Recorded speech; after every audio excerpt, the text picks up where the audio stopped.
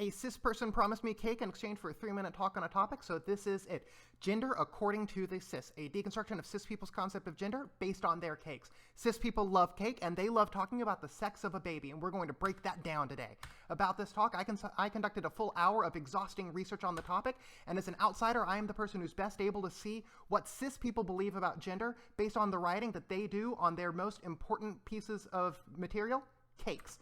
And from here, I've been able to determine that cis people have very little experience with the concept of gender. They are the gender that they were assigned at birth, and so they never really had to think about it very much, and it shows. Practically everything is about gender to them, though. They care about this to a phenomenal degree. People have died in gender reveals, and they have burned down 46,000 acres in gender reveal parties. So this is clearly something of phenomenal importance to them. So from the root, we have baby. All genders start from baby, and all the specific genders can always trace back to baby. From here, we diverge into sport or bow. A baby can be a sport. More specific sports are possible, and a bow is not a sport. They diverge always from sports. These are always mutually exclusive. From here, we have basketball and bows. We have baseball and bows. Very common splitting.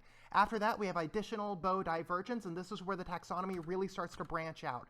Bow is the most common predictable gender. Specific alternatives vary wildly. So we have boots or bows. We have burnouts or bows. I guess that's tires.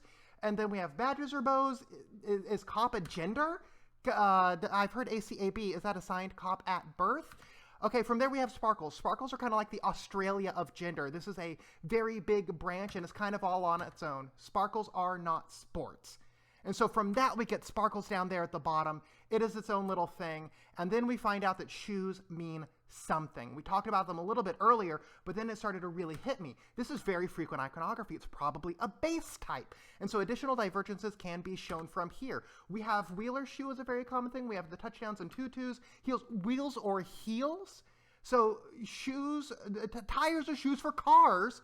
And then we come back down to that burnout.